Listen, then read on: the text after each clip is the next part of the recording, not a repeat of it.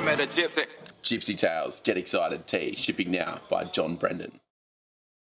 What was it like blowing up that quick? And obviously, again, you can't say that it's like this overnight success, but in 5 years to be selling more in Australia than Fox, like that is blowing up. And obviously there's it's not taking away from any of the work that got done, but it was a fucking success, like an uber success. What was it like to be, you know, part of driving that fucking ship? Like, did it feel out of control? Yeah, like I look back at that time, like it was like all my dreams came true. Like I'm one of the few people that can say I got to live my dreams, like, and I've still got round 2 left. So I'm very like, I see the luck I've had to actually have experienced that. And like, it was a real roller coaster ride. Like, I was going to say, I bet it wasn't gnarly. From the outside, it probably looked like we were living the dream, and there was days where we were. Like I remember sitting on wakeboard boats in the Coomera River while commuters are just going over our head at 9 a.m. and we're just laid out with beers and shenanigans, and like there was moments like that where you really got to enjoy it. And but the late nights answering emails, Skyping America at 11 a.m. on a Saturday morning, like we put bulk work in to get it. So it wasn't like you know, maybe we should have put some general managers on and just sat in an ivory tower somewhere, you know, which I would never do. But yeah, like we just lived in it, and we learned as we went. And yeah, it was amazing writing down goals and then hitting them that same year. Like it was incredible, like what we would write down in a January and then go, we literally hit 90% of those goals. Like, and so we just got into that routine of just smashing it. And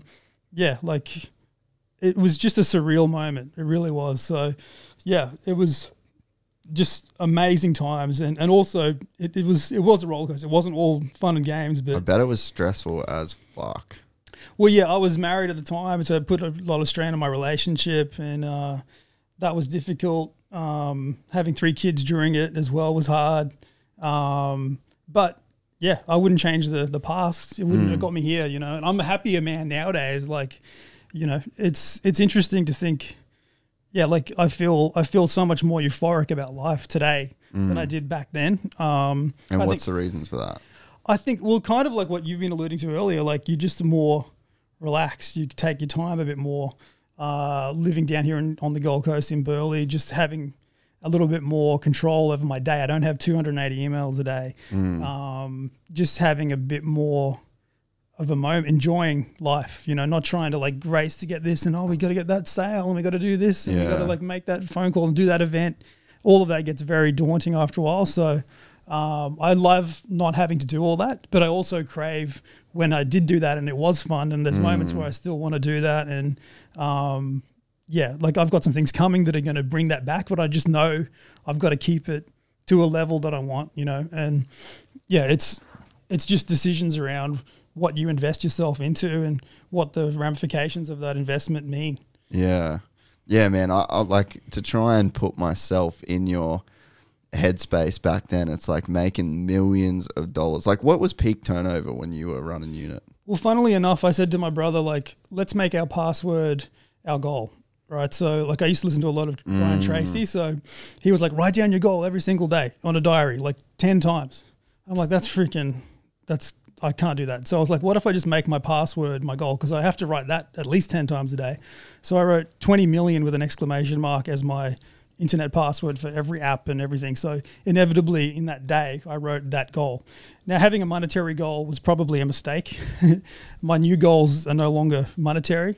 But at that time, that was our goal. And exactly 8 years later, we turned over $20 million, 19.997. It was like $3,000 less.